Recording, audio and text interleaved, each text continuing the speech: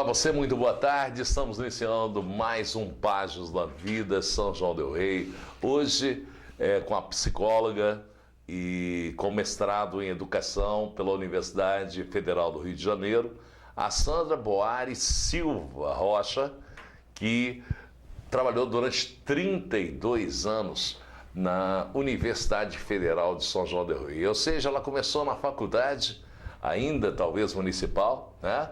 E aposentou como na Universidade Federal de São João del Rei. Muito boa tarde, é um prazer recebê-la aqui. A Sandra, para quem não sabe, é minha vizinha desde pequenininho, né? Isso mesmo. Somos companheiros desde pequenininho. E pela sua mãe, Dona Elza, e também pelo seu saudoso pai, Somário. Nós estamos aqui para você contar um pouco da sua história, um pouco da sua infância. Sua infância foi na Marechal Deodoro também, não? Boa tarde para todos. Eu nasci em Matozinhos. No Matozinhos? Sou chavante de nascimento. E estudei em escola pública, na época em que escola pública era melhor.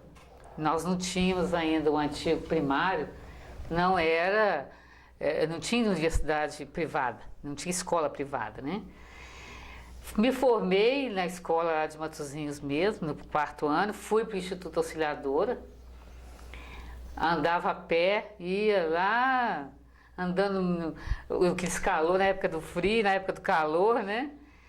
Depois, para o ensino médio, eu fui Nossa Senhora das Dores, colégio também de freira. Então eu fiquei aí 7 anos estudando com as freiras. Você sentiu muita diferença? Você que estudou em escola de governo e também escola privada, né? De irmãs e tudo. Via-se muita diferença na época? Tinha muita diferença. Primeiro porque já havia uma diferença entre as irmãs salesianas e as irmãs vicentinas, né? Que tipo de diferença você sentiu? Você como psicóloga? As irmãs vicentinas eram consideradas irmãs ricas, né? Tanto é que tinha irmãs que a família era muito rica. E eram todas assim, muito mais rígidas. Os salesianos eram mais assim, permissivos, não vou falar que permissivos, mas gostavam mais de conversar. As irmãs vicentinas sempre foram mais autoritárias na época. Então, assim, eu senti muita diferença em sair do Instituto Auxiliadora e ir para o Nossa Senhora das Dores. Foi, assim, bem um divisor bem forte de águas, né? E na época, todas as procissões, festas religiosas, a gente tinha que vestir o uniforme de gala. Isso no Nossa Senhora das Dores? Também. Instituto Auxiliadora, 24 de maio, a gente ficava carregando vela, queimava a mão com o uniforme. Era obrigação, independente se você fosse católico ou não. A obrigação começava na hora que a gente entrava, né, na escola de manhã, 7 horas, que tinha missa todos os dias. E era obrigado, independente se você... Já entrava e ia direto para a capela. No Nossa Senhora das Dores já não existia essa obrigatoriedade, né? Talvez pelo momento já não tinha esse negócio de missa todo dia. Mas essa obrigação era, de um lado tinha o Instituto Auxiliador, do outro tinha o Colégio São João, Colégio São João. Então era a mesma coisa. E não misturava, né? As meninas ficavam no Instituto, os meninos no Colégio São João, né? Era a escola só de meninas e a escola só de meninos. Posteriormente que houve uma unificação, a entrada do Instituto Auxiliador de meninos também, né? Mas isso eu já era adulta. Mas quando eu estudei, né, foi em 64, né? Nem me lembro mais. Quando você estudou no grupo, era misto, né? Quando você passou para o Instituto, já era só mulheres. Só menina, né? Que diferença? Eu era muito criança, isso aí... Não era isso aí não incomodava a gente. Não incomodava, não. Não, a mim nunca incomodou, ainda mais eu tinha 10 anos, né?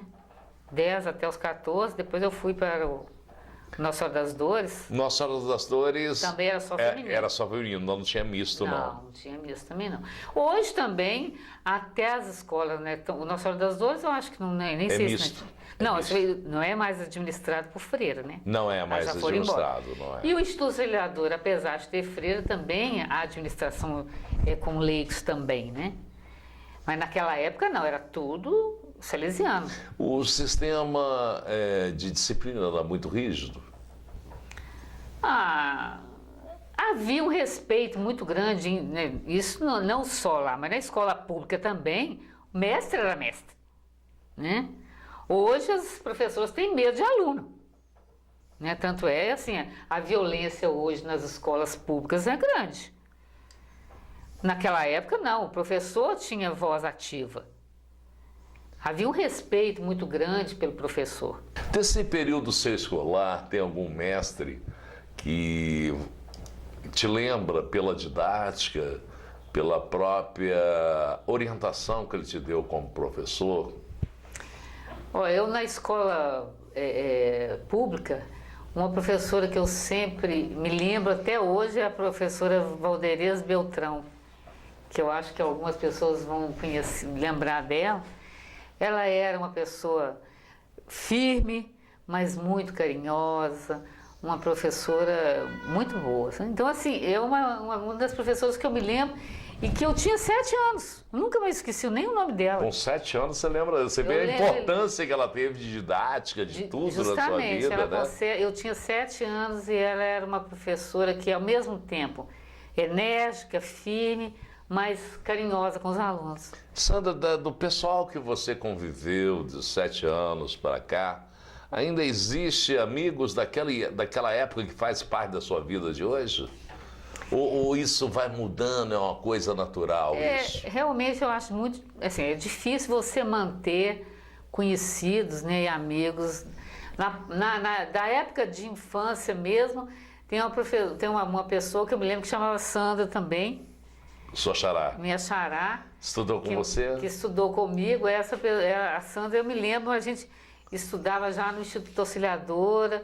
Agora, da época de escola pública, eu não me lembro de pessoas que estudaram comigo. Não. Aliás, tem um colega que foi da família Garcia, lá da Vila Santa Terezinha, que estudou comigo e recentemente ele me deu até umas fotos da época da gente que era criança. Na época tinha que desfilar 7 de setembro, né? Tinha, isso aí era barra. E ele guardou e me deu. Eu era muito tímido para desfilar, era um problema. Extremamente tímido. Como é que evoluiu, hein? Você vê como é que a vida muda te as ensina, pessoas. Como é que a vida ensina. Te faz com que você mude, né? Com é uma certeza, coisa natural da vida, né? Agora, me fale um pouquinho do seu pai, Mário Rodrigues, que fazia o sabão em São João del Rei, não é isso? Foi, ele era uma pessoa muito curiosa, uma pessoa muito inteligente, uma pessoa muito calma, tranquila, dava carona, quando a gente estava comendo angorinha à mesa, ele dava carona para todo mundo. Tudo que pedia para ele concordava em fazer. E ele conhecia um italiano que tinha uma fábrica aqui na Comendador Costa.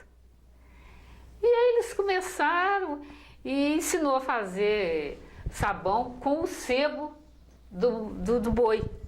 Um sebo do boi. Então ele agregou, né? Porque antes ele usava só os ossos do boi para fazer adubo. Ele era fabricante de adubo? De adubo. E passou a fabricar sabão? Sabão porque jogava fora o sebo.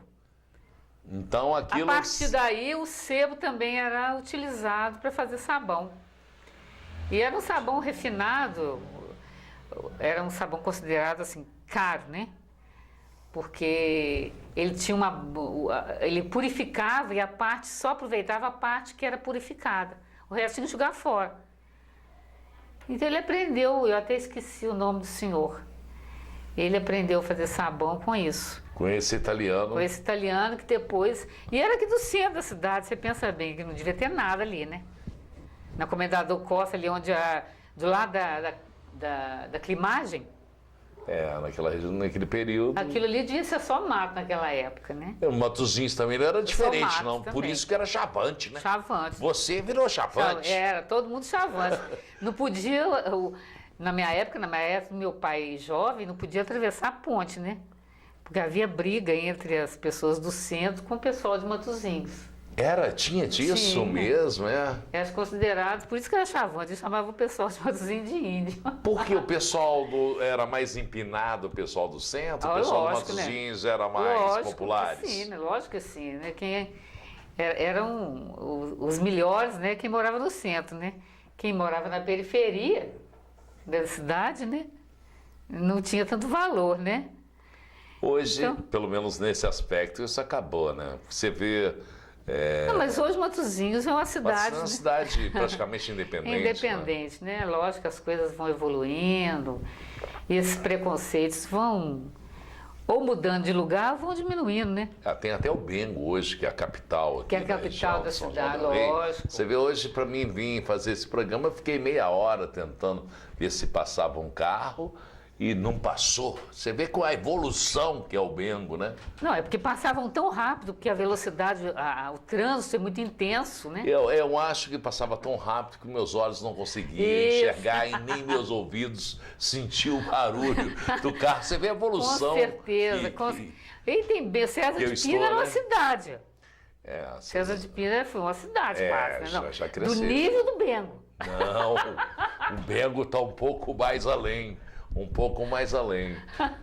Mas, ô Sandra, você ia na fábrica de sabão do seu pai? Não, era do lado, exatamente do lado da minha casa. Do lado né? da sua casa. Aí você vira e mexe frequentava a gente, ali. Frequentava e sabia, né? Quando fazia, era um caldeirão enorme que a gente tinha muito medo, né? Porque ele era mais ou menos no diâmetro disso aqui, né? Do diâmetro do estúdio. É, aliás, assim, maior do que isso aqui. Então, assim, era uma coisa muito alta, muito grande. e, por exemplo, vocês eram criança, né? Era perigoso ficar pelas proximidades? Era perigoso, mas não era assim tão, né? Porque a gente tinha cuidado. Meu pai tinha empregado que, de alguma maneira, olhava, fiscalizava, né? Observar vocês quando Observava, entrava, né? E a gente também não era... Nós não éramos, né? Era eu e mais 3 irmãos, e a gente não éramos crianças arteiras. Era Minha mãe sempre foi muito enérgica, né? Pegava no pé, Aquelas italianas duras. Dona Elza. E então, assim, a gente não era era crianças mais obedientes. A parte de Boari é do seu pai ou da sua minha mãe? Da minha sua mãe é que é descendente italiana. O seu pai tem alguma descendência ou não? Não. Descendente de português, deve ser. Português com italiano. Português com italiano. Os seus irmãos?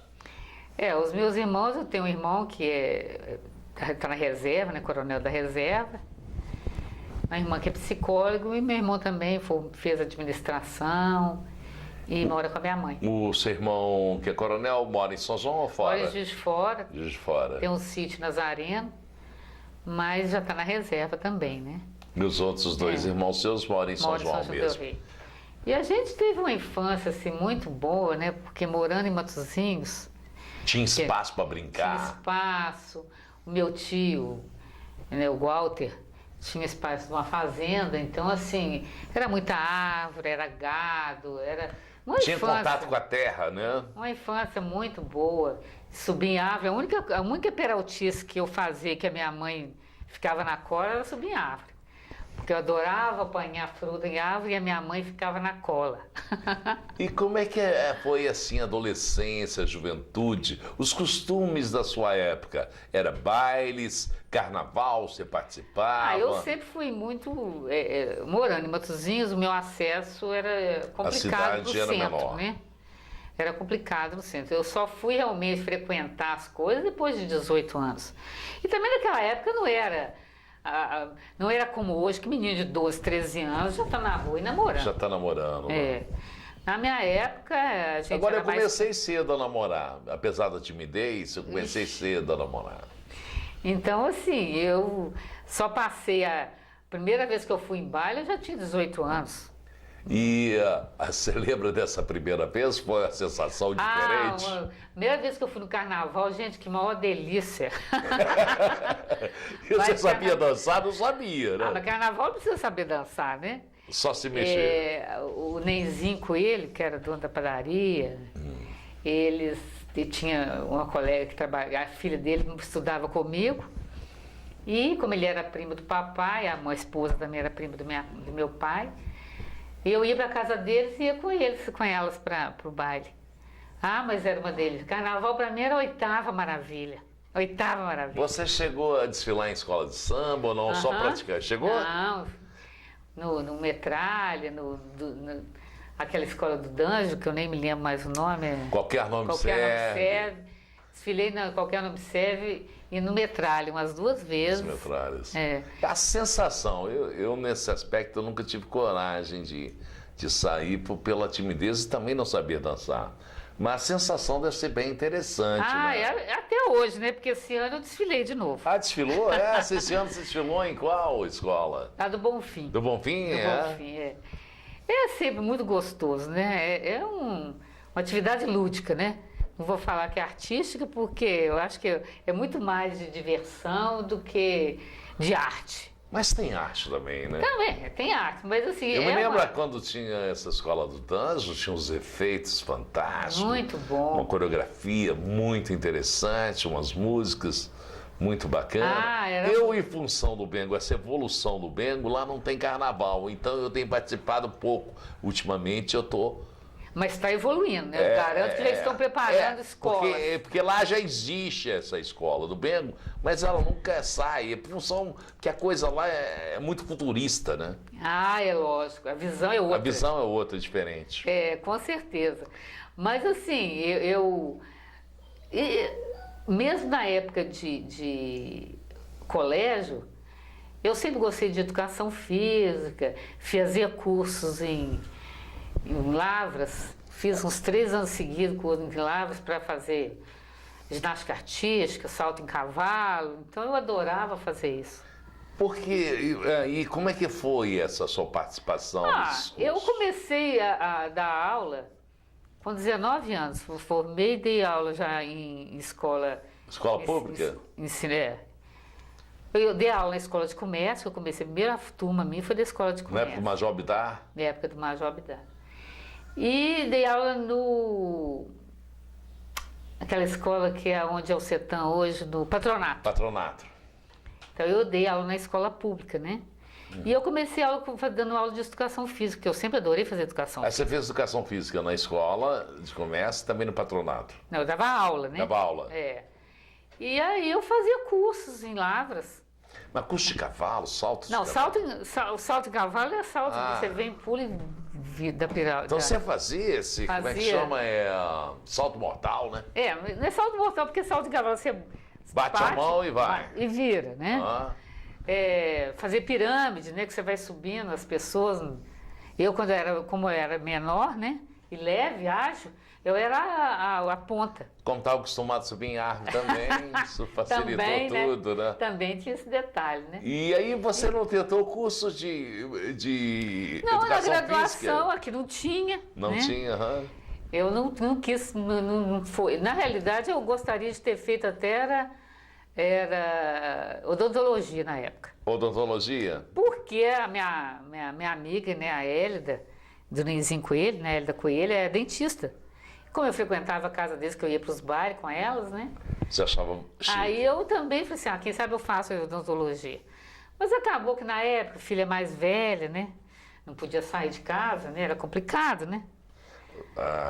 Era bem mais rígida a coisa. Minha mãe era muito agarrada, não ia deixar eu sair de casa de maneira alguma para estudar, né?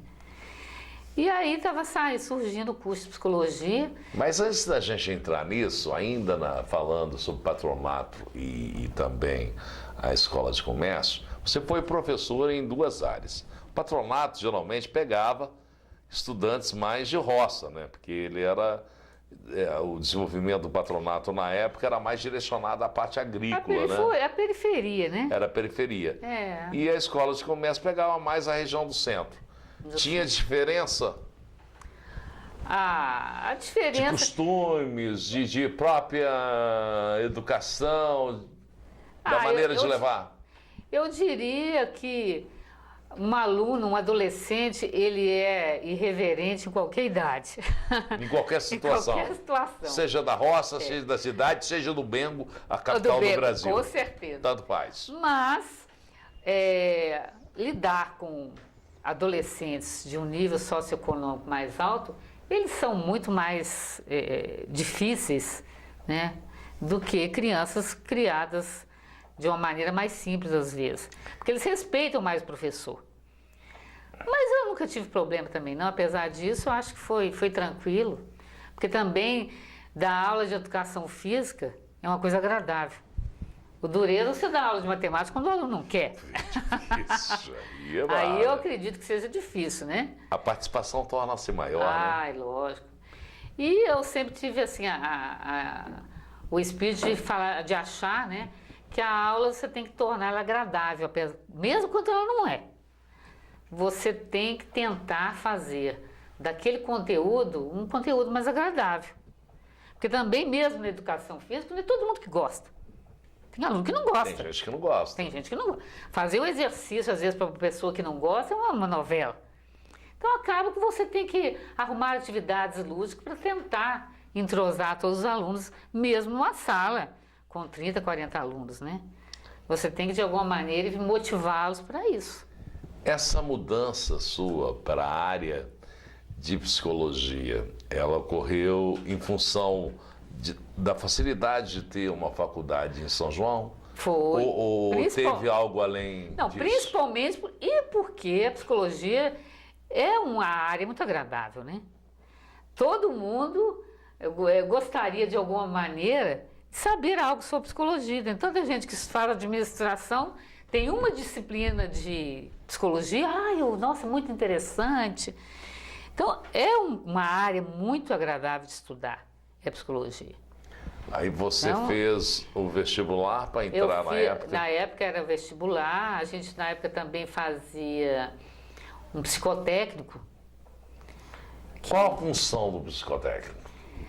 Seria para avaliar se a pessoa tinha aptidão, tinha habilidade, né?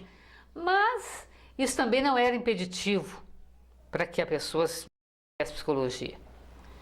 Mas a gente fazia essa bateria de testes e na época também tinha o curso de admissão, não sei se você se lembra disso. Lembro.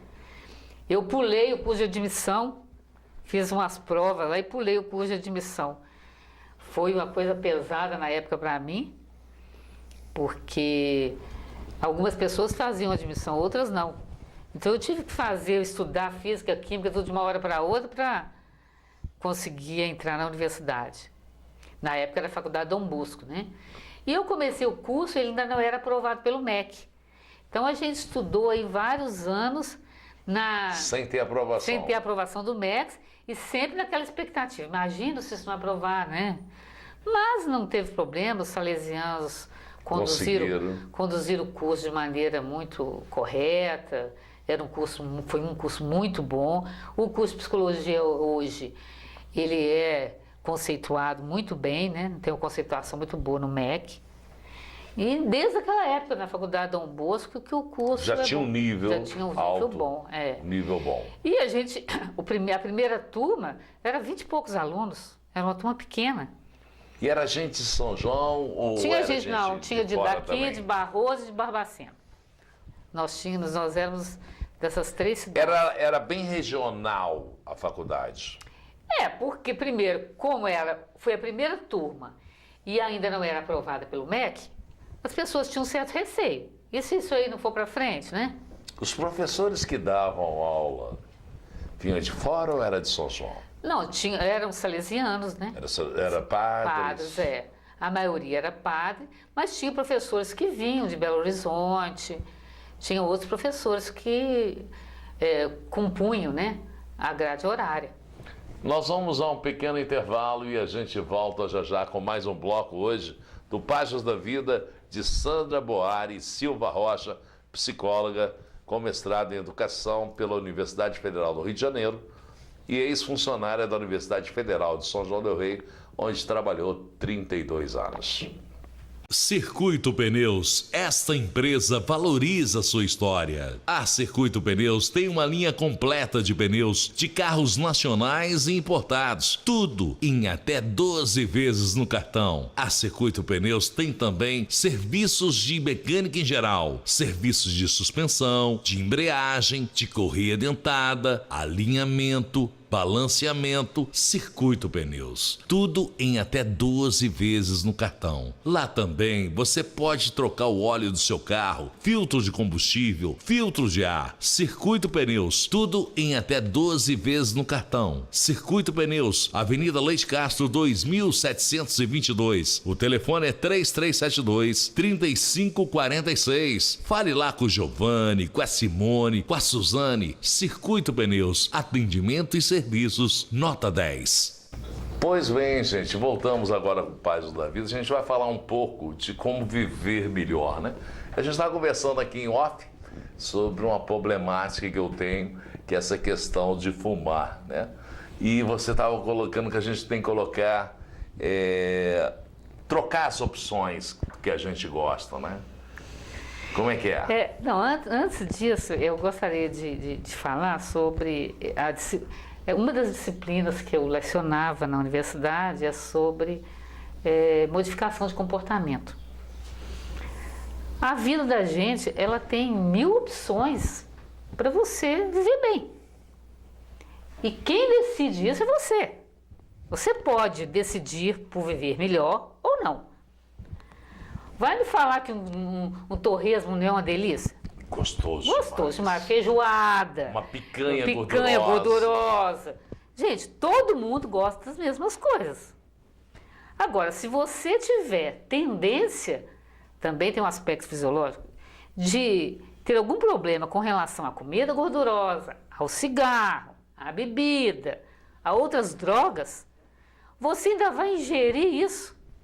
Então, de alguma maneira, você está optando em deteriorar o seu organismo. Isso é uma opção sua. Mas, por exemplo, aquela pessoa que tem aquele prazer de comer aquela picanha gordurosa, ela vai ter que abdicar desse prazer? Não, ela não precisa comer todos os dias. Porque todo mundo... Você, quando tem uma escova de dente nova, ela é boa? Na hora de Ótima. Não, na hora que você começa... A primeira vez... Se ela for extra macia, funciona. Ela não tem ainda o seu jeitinho, travesseiro. Você já tem o seu travesseiro, que ele é bom. Uma colcha. Quando muda, a gente estranha. Tudo na vida quando muda. Vamos falar que o primeiro, você dormir com uma pessoa, que esbarra o tempo todo que você acorda, é bom? Não, é péssimo. Terrível. É péssimo. Uma questão de adaptação. Dormir xingado e acordar xingado também é duro. Dormir com uma pessoa que ronca é bom? É terrível. É terrível. Eu durmo Agora, muito, se você observar. acostumar com o ronco, você vai dormir, tudo bem. Quem mora aí perto da estrada, dessa ferrovia nossa, desse trenzinho maravilhoso, você acaba que dorme. Quem mora perto da igreja, que ele bate de 15 em 15 minutos, você não acostuma? Tudo na Então, vida é uma costuma, questão de você de adaptação, né? adaptar e querer o melhor para você. Agora, você fumar é você não gostar de você. Eu me adoro, mas fumo. Não, você não está cuidando. E ainda tem outra. O nosso organismo, quando você é jovem, ele suporta tudo. Você não dorme, bebe, passa a noite na farra. No dia seguinte, com poucas horas de sono, você está bem. Começa a envelhecer para ver. No dia seguinte, a coisa começa... E, infelizmente, o cigarro, a bebida, todas as coisas boas em excesso, né? Igual você está falando, você pode pagar um preço muito alto no momento que você não vai ser capaz mais de superar o obstáculo. É por isso que é uma questão de controle, de modificar o seu comportamento. Então, se você fuma 1,5 maço, vamos tentar mudar? Passa, divide ele, diminui 1 cigarro por dia. Vai diminuindo, para o seu organismo também não entrar em colapso. Porque há uma dependência química do seu organismo com cigarro. Uma das práticas para diminuir o consumo de cigarro, né? É diminuir devagar. Tem gente que fala assim, ah, não, eu vou parar de uma vez só. Pode tentar. Eu consegui parar de uma vez Mas e você parou não com senti que? tanto. Eu passei a sentir a partir do momento que eu parei de tomar café. É porque é uma cadeia de comportamentos. Normalmente a pessoa toma um café e fuma um cigarro. Mas eu, a partir Aí- do momento que eu continuei, voltei a tomar café, parou minha ansiedade. Aí você estava substituindo, né, a cafeína. A cafeína também era excitante. Então você, de alguma maneira, estava compensando. Tem gente que passa a chupar bala, tem outras pessoas que usam de outros comportamentos para tentar suprir a falta da nicotina. E isso cada caso é um caso. Mas, de qualquer maneira, viver é a melhor coisa do mundo. É muito bom. A natureza é linda. Nós temos todas as opções para tentar viver o melhor. E não ingerindo cigarro, né? Enchendo seu pulmão de fumaça. Dá aquele prazer, né? Às vezes, né? Ah, Às mas olha vezes aqui, não, às vezes é quando a chato. gente está com muita fome, que a gente toma um leitinho quente, não dá prazer? Dá. Dá. O que você gosta de comer? Vai escolher coisas que você gosta. A hora que te der vontade, que você faz daquele jeitinho, um cafezinho, um chocolate. Uma torteia. Uma torteia. Ou se não, vai no chuveiro, toma um banho, mais a água descendo. Vai modificando coisas que te dão prazer, não dá? Dá prazer também. A vida a gente tem que descobrir os prazeres saudáveis. Esse é um. São muitos. São prazeres, muitos. né?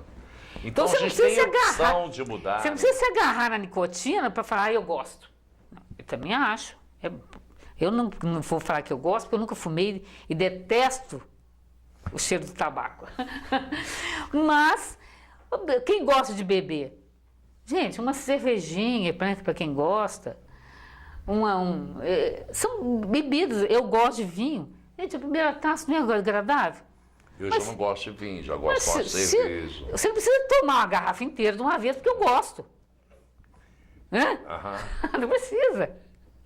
Então, eu acho que a gente pode fazer coisas que a gente gosta Controlada, né? e, de alguma maneira, viver bem.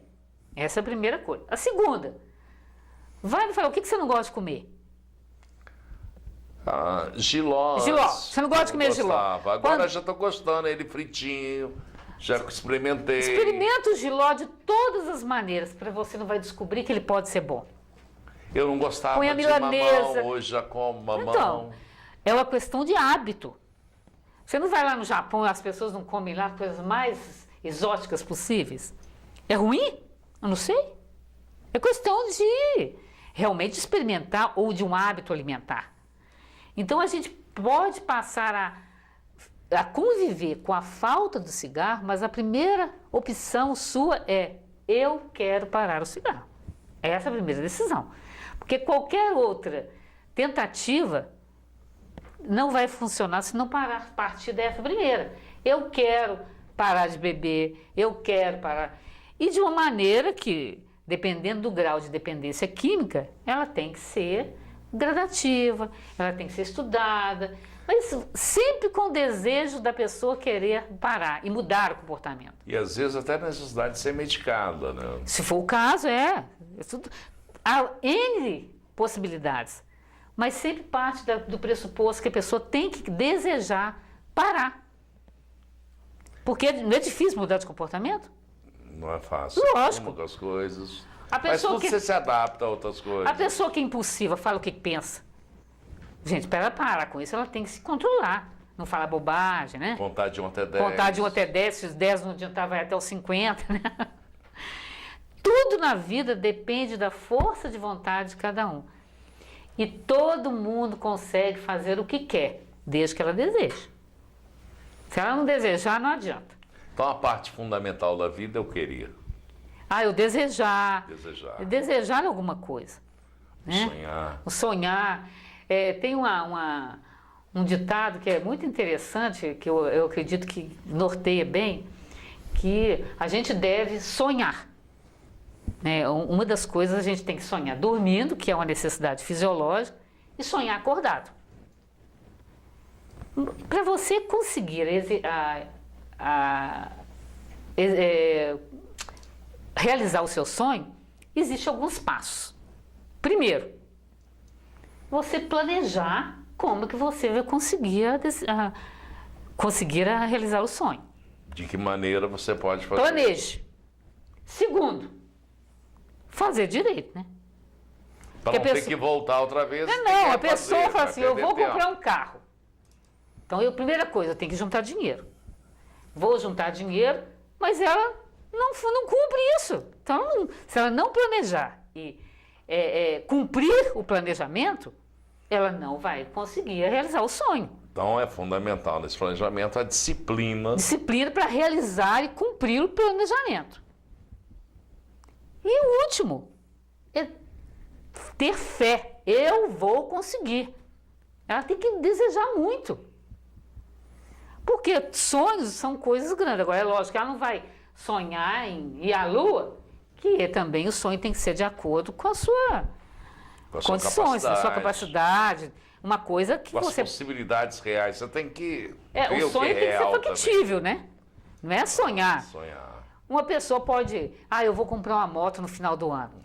Bom, a moto custa tanto, como é que eu tenho que fazer? Eu ganho tanto, eu vou tirar tanto. Se ela cumprir o planejamento, chegar no final do ano, ela vai ter. Agora, ela faz o planejamento e não cumpre, mas então não consegue, não. É muito difícil esse sonho meu. Se ele for factível, ele não é difícil, não. Depende de você perseguir, né, esses passos e desejar com força. E tem pessoas que conseguem fazer a coisa gradativa mesmo. Nós, infelizmente, dependendo do seu poder aquisitivo, você só compra determinadas coisas com planejamento. Às vezes não é quanto você ganha, quanto você gasta, né? Também. Para você poder fazer. A pessoa tem que ter disciplina para fazer isso. Então, a minha filha, ela é muito metódica. Ela fala assim, mãe, a gente ganha tanto. Um percentual é para guardar, um percentual para gastar, um percentual para pagar e um percentual para divertir.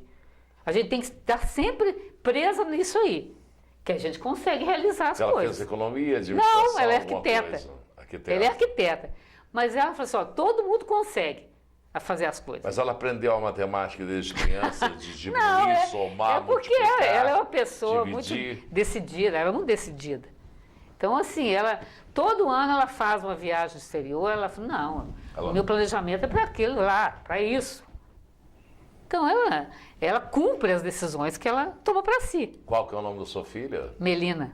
Pedir uma orientação a ela.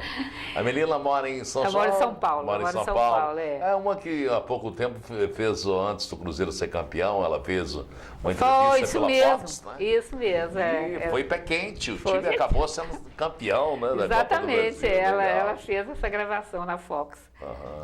Então, assim, eu acho que todos nós temos problemas, temos dificuldades, todo mundo tem.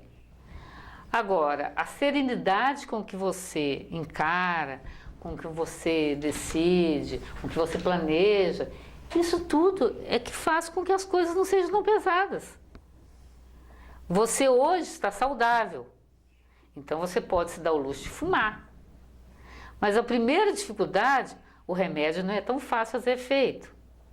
Aí, a hora que você para de fumar, o organismo seu está contaminado. Então, a gente tem que antecipar. Hoje, a medicina ela é muito preventiva. Você não tem que esperar ficar doente. Você faz seguro do carro? Sim. Para quê? Para, se caso der um pane, alguma Prevenção. coisa, roubo. Né? Prevenção. Por você não estar fazendo isso com o seu corpo, com a sua vida. A gente faz com a coisa material e não faz com a vida. Né? Então, nós temos que fazer ter uma metodologia preventiva de saúde, justamente para evitar que você tenha que tomar decisões drásticas, né? A gente às vezes dá mais importância ao bem material do que ao bem físico, né? Que Nossa, é um absurdo, né? Que é o que vai segurar o material, o que vai segurar tudo, né? E você já deve ter visto assim, várias entrevistas de pessoas que esteve à beira da morte, aqueles 3 que foram à Lua, né, os 3 primeiros que foram à Lua, eles voltaram com outra visão do mundo. Porque a hora que você se vê totalmente longe e sujeito a morrer, Aí que você passa a valorizar as pequenas coisas. A saúde é uma das coisas que a gente tem que ser valorizada. Eu tenho tido Os experiências afetos. aqui com esse programa porque a gente tem pessoas de todas as áreas que passam por aqui. E cada um com empates, vitórias, derrotas, que são partes naturais da vida, né? E tenho aprendido muito com as pessoas que vêm cá, pela superação que essas pessoas têm.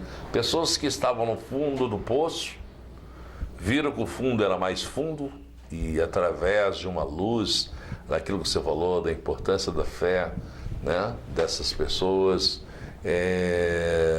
de um pedido de socorro, ela acaba conseguindo se superar e dar a volta por cima, né? E assim, eu acho que a gente às vezes tem lições ao redor da gente e que às vezes a gente não observa, né?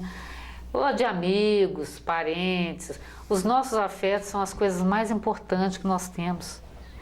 Os afetos da família, saúde, são bens que você não pode nunca pensar em negociar. Não tem negociação. Não tem negociação. Então, eu acho que isso a gente sempre tem que estar... Nunca esquecer dessas premissas, O entendeu? físico nosso também não tem negociação. Lógico. A minha mãe... As outras situações, os materiais, tem negociações. Nem sempre, eu falo, meu pai morreu de acidente de carro. E uns 15 dias antes, ele teve bateu com o carro. E ele teve muito susto com isso. E o meu pai, às vezes, era um pouco distraído no volante. Eu falei, gente, nós tivemos o alerta, mas a gente não prestou atenção.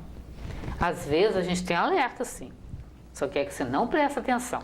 Você não dá importância para aquilo, né? Não dá importância. Então, às vezes, né, as pessoas apelam para Deus, por que aconteceu isso comigo? Gente, você foi alertado várias vezes. São pequenas coisas que acontecem que você é alertado, mas você não presta atenção. Né? Às vezes e isso em todas as situações, é a mãe que não presta atenção no filho. Aí quando vê o menino já está envolvido com droga, ela teve sinais sim, mas não prestou atenção. Você que viveu muito nessa área, principalmente dentro da universidade, trabalhou muito junto à comunidade. Que tipo de vício que é mais difícil de sair? Seria tabaco, droga, bebida? Ou tudo é um conjunto único? O vício, né? A própria palavra é vício, né? É vício. Não tem um maior do que o outro. Não tem. Quando a pessoa é uma dependente, o jogo é um vício terrível, né? Terrível. Então, quando a pessoa é dependente dele, todos eles são difíceis. Por isso que exige muita força de vontade para a pessoa sair disso. E quando se descobre Agora, quando é uma dependência química, né, o organismo, porque você, né, você mesmo falou, né, do cigarro, é um conjunto de situações que faz com que você fume. Eu comecei a fumar com 15 anos de idade. Não, então assim, se você está nervoso, se você está alegre, se você está no meio dos amigos, se você está bebendo, olha só, isso é o que eu estou lembrando rapidinho. Assistindo o jogo. Tudo leva você a fumar. Alegria e a tristeza. Mas além disso, o seu organismo, o físico, também está dependente da nicotina, que é uma droga. Então, assim, é um conjunto de situações que se torna difícil parar de fumar. Assim como é difícil parar com a droga, o psicotrópico, né? O remédio, que é calmante. É difícil. Porque entre você resistir, porque o organismo também entra em pânico. Entre resistir aquilo, é muito mais fácil você ir para a droga. A hora que você começa a ficar com vontade de fumar, vontade de fumar, vontade de fumar, gente, você tem que resistir muito, né? Não? Tem que querer muito. Querer muito. Lógico que há modos, você não precisa sofrer tanto, há modos, né? De repente, é cada um com o profissional e ver qual que é o melhor modo. Mas é difícil. É muito difícil. Agora, a pessoa tem que ver quais os benefícios. Nós falamos sobre isso numa época, numa turma que eu dei aula, os alunos tinham que fazer alguma modificação, era o trabalho final. Então os alunos tinham essa tarefa de casa. E uma aluna minha tinha uma prima dela que queria parar de fumar. E aí a gente fez várias tentativas e tudo. E depois a mulher conseguiu parar de fumar. Mas uma das maiores alegrias que ela teve foi que a filha dela virou assim: mamãe, eu posso sentar no seu colo porque você não está fedendo cigarro. Foi a palavra da filha, a alegria da filha. A gente estava falando da saúde, falando de tudo. Nunca imaginou que a filha dela daria um feedback tão gratificante para ela quando E às vezes ela podia fumar em função, achar que estava fazendo mal só para ela, né?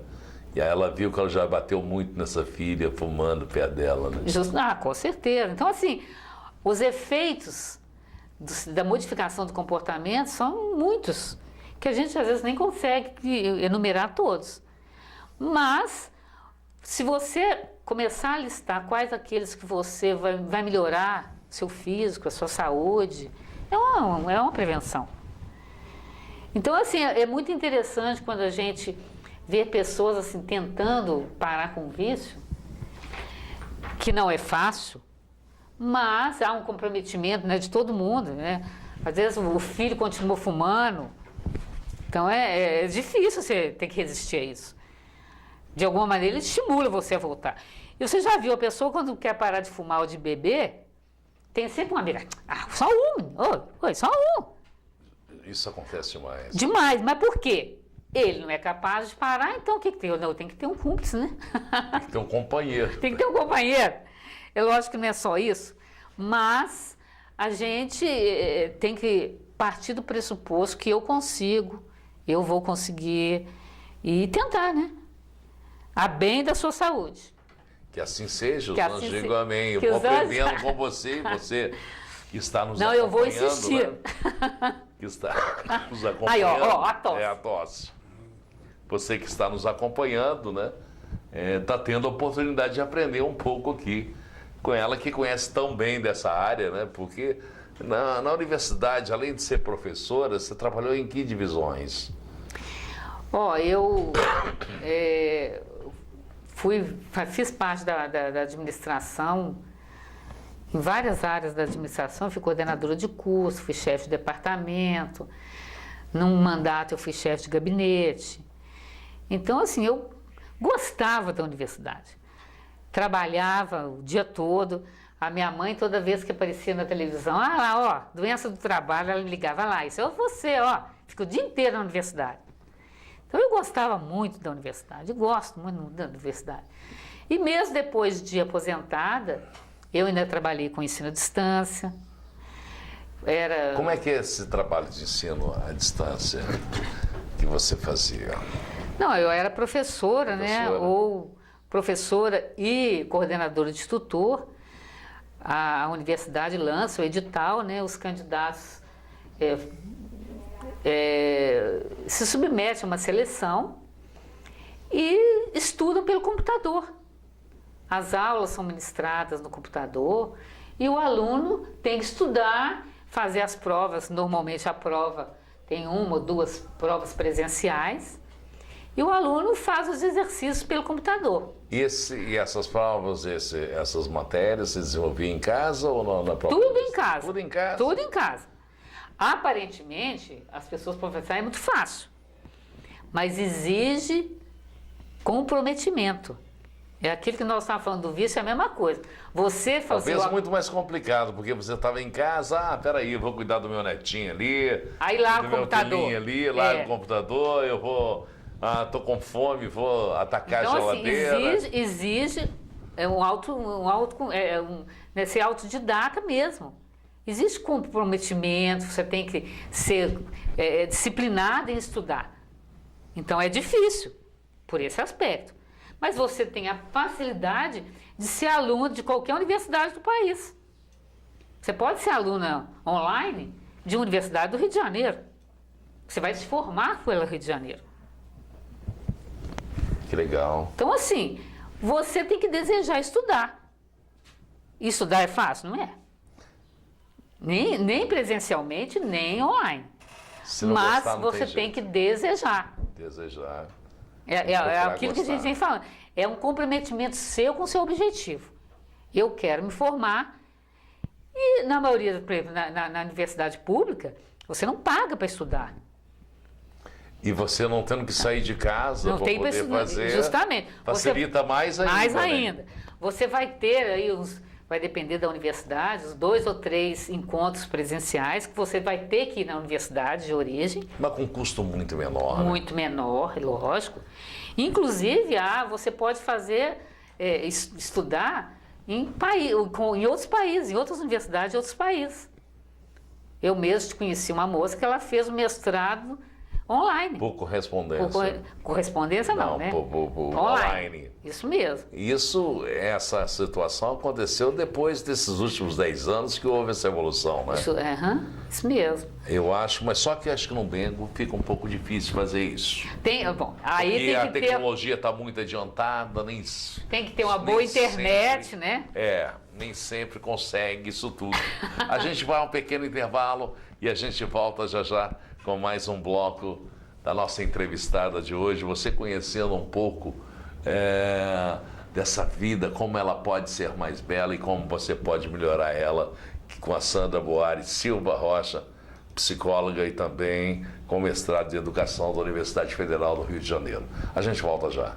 Circuito Pneus, esta empresa valoriza sua história. A Circuito Pneus tem uma linha completa de pneus de carros nacionais e importados, tudo em até 12 vezes no cartão. A Circuito Pneus tem também serviços de mecânica em geral, serviços de suspensão, de embreagem, de correia dentada, alinhamento, balanceamento, Circuito Pneus. Tudo em até 12 vezes no cartão. Lá também você pode trocar o óleo do seu carro, filtro de combustível, filtro de ar. Circuito Pneus. Tudo em até 12 vezes no cartão. Circuito Pneus, Avenida Leite Castro 2722. O telefone é 3372-3546. Fale lá com o Giovanni, com a Simone, com a Suzane. Circuito Pneus. Atendimento e serviços nota 10. Pois bem, gente, estamos de volta com o último bloco do Páginas da Vida de hoje, de Sandra Boari Silva Rocha, psicóloga, com mestrado em Educação pela Universidade Federal do Rio de Janeiro. Sandra, você teve diversas funções na universidade. Quais as funções que você se sentiu mais útil e que você pôde trabalhar as suas ideias? Todas eu gostava. Tanto é que hoje, aposentada, assim, realmente, ser professor é bom. O contato com o aluno é uma coisa muito gratificante. Você a todo momento está reavaliando coisas, está aprendendo mais. Então, assim, é muito bom quando você faz uma coisa que você gosta, né? E em todas as áreas, eu acho que você sempre aprende alguma coisa e você está sempre também tendo algo a ensinar. Isso em qualquer atividade que você faça, né? Independente de qual seja a sua profissão, de qual seja a sua personalidade, todo mundo, indistintamente, tem sempre alguma coisa para ensinar e tem muito a aprender. E a gente aprende a todo momento, a todo dia. Independente de idade. Independente de idade. Não só para aprender, como para ensinar também. Eu falei que esse ano eu vou fazer Enem. Já me inscrevi para o Enem. Por que você vai fazer que tipo? Porque eu quero ver, eu vou fazer o Enem. Você quer voltar à sala de aula? Quem Ou sabe? Você quer fazer à distância? Não, eu vou voltar para a sala de aula. Para a sala de aula. Eu gosto de aprender, é uma coisa que faz bem para o corpo, faz bem para a alma e faz bem para o cérebro. Então eu vou tentar. Não sei se eu consigo. Não sei se eu consigo alguma coisa, porque física, química e matemática está distante, né? Mas, quem sabe eu posso contrabalançar com interpretação, com história, com redação, né? Vamos ver. Mas vamos ver o que dá. Porque a gente é muito bom a gente aprender. E a atividade da gente, o Alzheimer não pega ninguém que está com atividade cerebral. bem. Tem que raciocinar todo dia. Tem que trabalhar, tem que ralar. Você não tem tempo para ficar pensando em doença quando você está trabalhando. Por isso que eu acho que o trabalho é importante na vida das pessoas, independente de idade. Muitas vezes eles pensam em aposentar e aposentar de vez. Você aposentou de exercer talvez sua profissão, mas você está buscando outro curso. Não, eu não tenho tempo para nada. Tem tempo para nada? Nada. Como é que você desenvolve sua vida hoje? Pô, eu faço dança, tenho aula de dança. Tem semana que é 4 vezes aula de dança por semana. Todos os tipos de dança? A dança de salão. Dança de dança salão. De salão. Tanto é que a gente sempre faz apresentação no Teatro Municipal. Espero que vocês vão lá assistindo em dezembro. É início só de dezembro. avisar a gente. Início de dezembro. Faço aula de dança de salão. Entrei para o conservatório. Para música, para canto? Estou fazendo piano.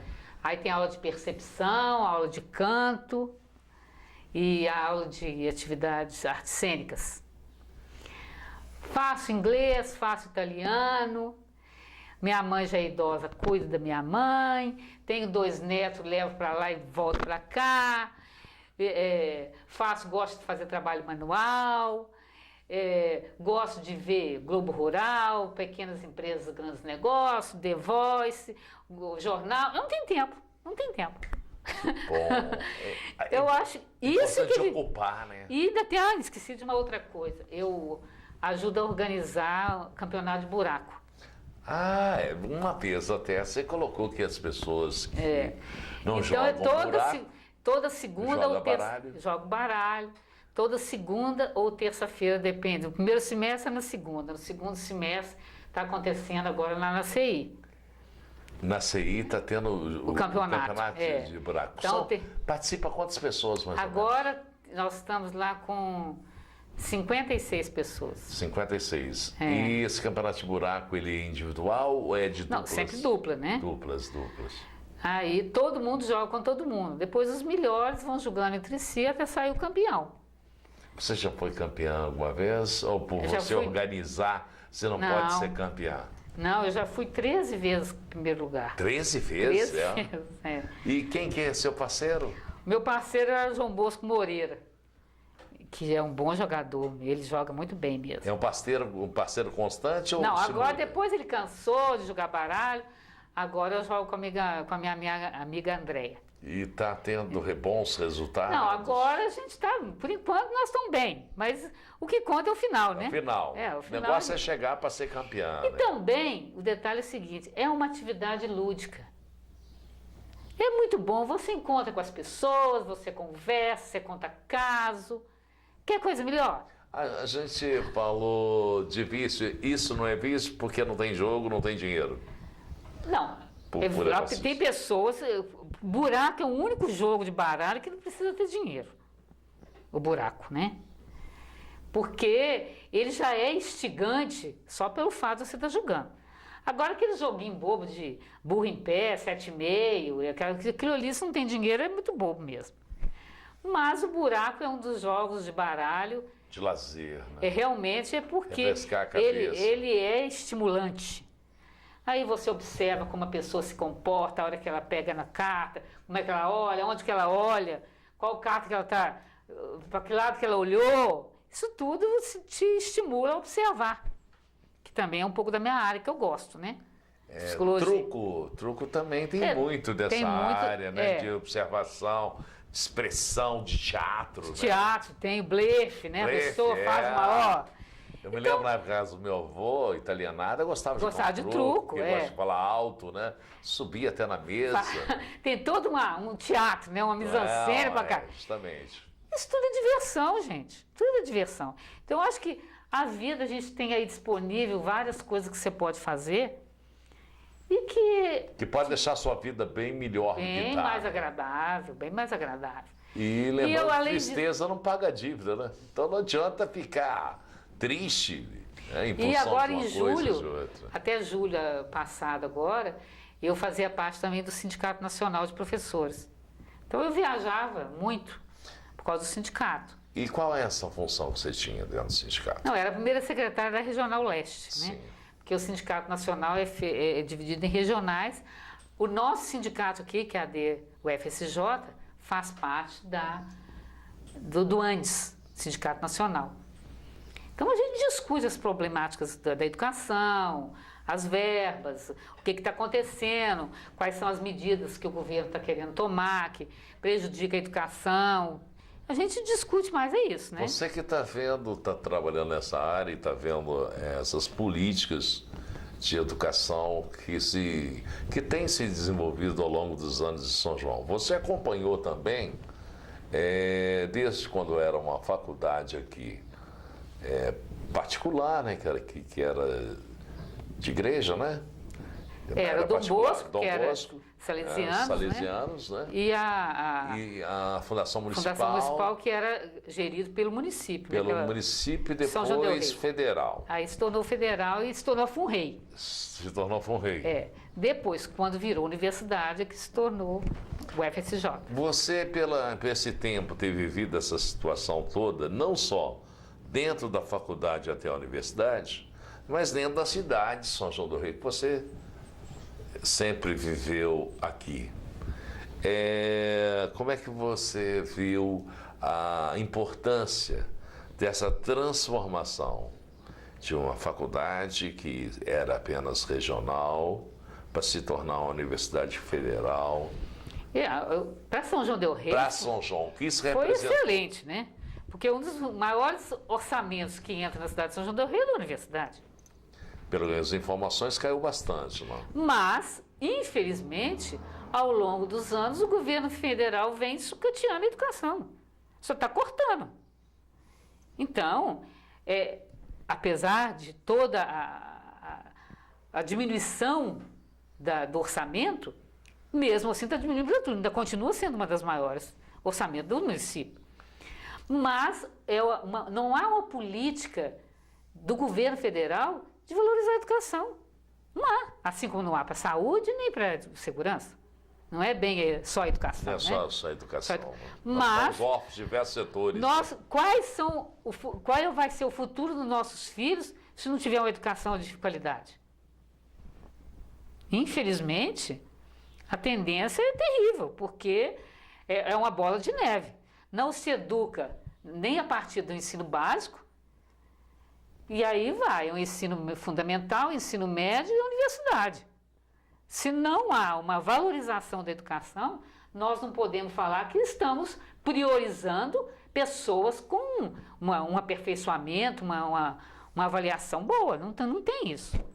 Como você hoje, como membro desse sindicato, o que o sindicato tem feito para tentar mudar esse tipo de situação?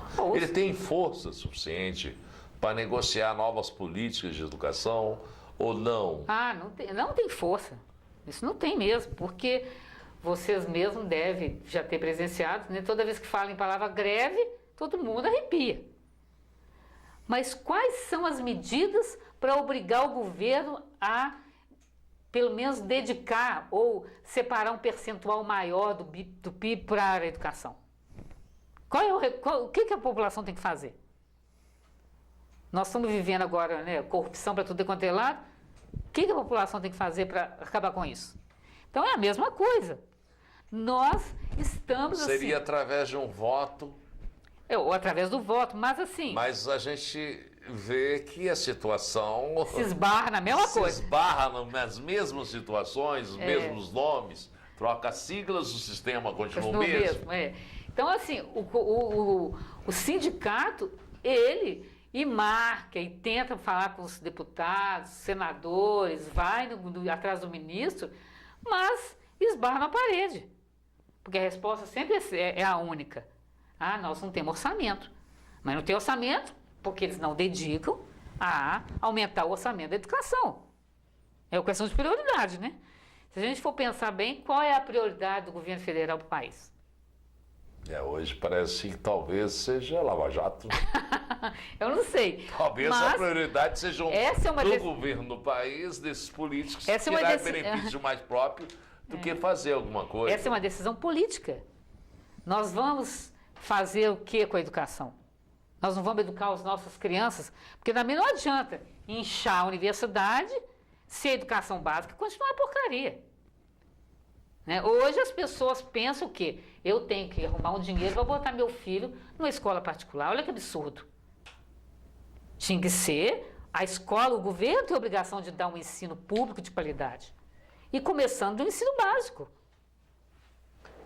Isso. Se a população está com problema, que tivesse um ensino integral. Que as crianças aprendessem as disciplinas de conteúdo, mas tivesse uma outra educação, com esporte, para que não ficasse... Música, para a criança não ficar na rua. Nós tivemos a oportunidade de estar com o Emanuel aqui, que hoje está na Alemanha, e uma coisa que impressionou muito dele na Alemanha era crianças de 4 anos ter uma formação que, na parte musical, um conhecimento da área musical, que a criança que dentro de uma escola especializada tem há 12 anos, com 12 anos. Então, você vê como que esse tipo de política, né, é importante para a formação chegar a um ponto maior. E eu acho que ainda tem um pouquinho mais ainda. Nós temos que, de alguma maneira, por exemplo, o conservatório que nós temos, ele é ótimo. Vai lá para você ver quantos alunos tem. No início do ano tem matrícula, as pessoas não se preocupam. E aqueles que vão fazer matrícula logo saem. Porque difícil, não é? Estudar é difícil. Muito difícil. Agora, às vezes a gente tem aí talentos na música ou em qualquer outra área da artes que a gente não sabe que tem, que está aí guardado, escondido. Precisam ser lapidados. E nós temos até aqui, né, para poder Existe o conservatório e é gratuito. Todo início de ano tem matrícula, as pessoas têm que se esforçar, vamos ocupar os espaços, aquilo que a gente tem oportunidade. Mas as pessoas vão e faltam. E largam o conservatório no meio do caminho. E como pode buscar isso? Isso teria que ser, então, começa dentro de casa? A família é o núcleo mais importante para todo mundo, é a família. A educação começa... As professoras não vão educar na escola se o pai vira e diz, meu filho, não aguenta esse menino. Quando o pai fala, não aguenta esse menino, quem é que vai aguentar? E qual a maneira certa de educar um filho? Você tem 3. Não, isso maneira certa é muito difícil a gente ter regras, né? A maneira certa é você ser honesto, é você educar com amor, fazer aquilo que é correto, sabe? Isso é a maneira certa. Principalmente começa pelo amor pelos filhos, aquilo que eu não quero para mim, eu não vou fazer para os outros. Os filhos nossos têm que aprender primeiro isso. Eu ser educado, não jogar lixo na rua, cuidar da minha casa, cuidar da minha roupa, alimentar direito. Não precisa alimentar com ganho. Eu posso ter arroz, feijão e uma verdura, mas que as crianças comam aquilo, tenha horário, tenha disciplina. São muitas as variáveis que determinam a educação. O cantinho do silêncio, um castigo, funciona? Funciona muito bem. Cantinho do silêncio é ótimo. Desde que os pais deem o exemplo, né? Mas você não acha que a pessoa, a partir do momento que faça pro cantinho do silêncio, ela possa ficar revolta com os pais em função de ficar ali? Você ficou revoltado? Não cheguei a frequentar. Na minha época... de silêncio não, eu recebi muita correada. E você ficou revoltado por causa disso? Mas naquele período sim, hoje não. Hoje você admira que eu vou e foi pro seu bem. Que valeu por alguma coisa. O castigo, assim como o cantinho do silêncio, ele tem que ser coerente. A mãe fala palavrão, mas bate no menino porque ele está falando palavrão. Aí não pode, né? Sabe? Tem que dar um exemplo. A coisa tem que ser coerente. O castigo, assim como o cantinho do silêncio, até uma boa palmada, ela tem que ter pertinência com aquilo que a criança fez. Ela não precisa espancar, não, isso é um absurdo. Mas se a criança percebe que a mãe está fazendo, que o pai está fazendo para o bem dele, ele não se revolta, não. Agora, como é que estão as famílias nossas? Né?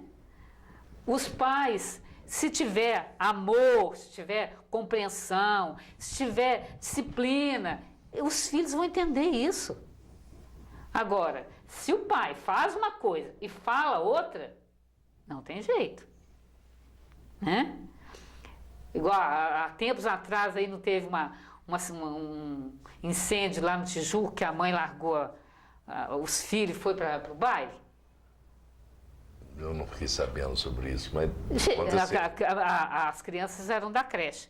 Pensa bem, qual que era mais importante para aquela mãe naquele momento? Era o baile.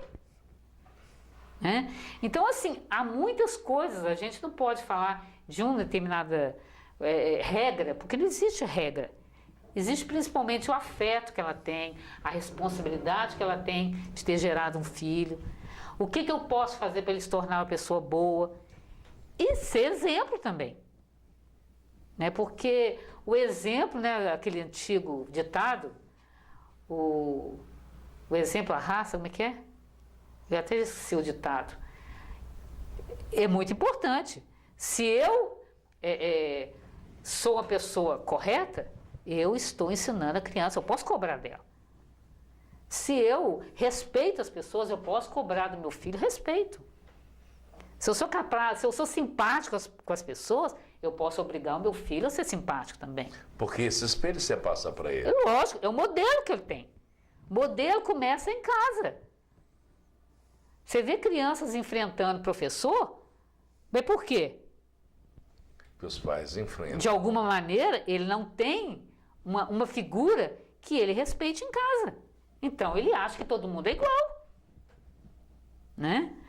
Então, toda uma educação, ela começa em casa. A escola é a continuação, principalmente do comportamento. Uma professora, ela não vai dar conta do seu filho se você não dá. A professora, muita mãe que chega, assim, vê se você ensina meu menino, porque ele está muito rebelde. Gente, ele está rebelde em casa, ele começou, né? Porque eu sempre brinco que o jacaré, a lagartixa vira jacaré. Deixa a lagartixa para ver. Ela vira jacaré, te morde. Mesmo sendo menor. Olha, a lagartixa, ela consegue crescer também. Quando ela é pequena, a criança é pequena, se você, não precisa gritar com ela, não precisa bater, mas se ela sentir firmeza, ela vai te obedecer.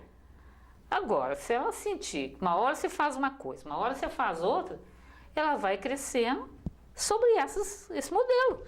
Tem que colocar limites. Limites, é importante dar o exemplo, não é isso? Então, aquele menino que faz birra porque ele quer o leite, você imagina uma criança de 3 anos faz birra.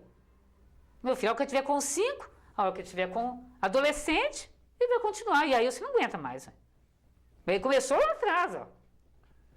Lá atrás. Uma pena, eu acho que agora nós vamos ter que fazer birra, porque o nosso tempo está acabando. Ah, mas que pena.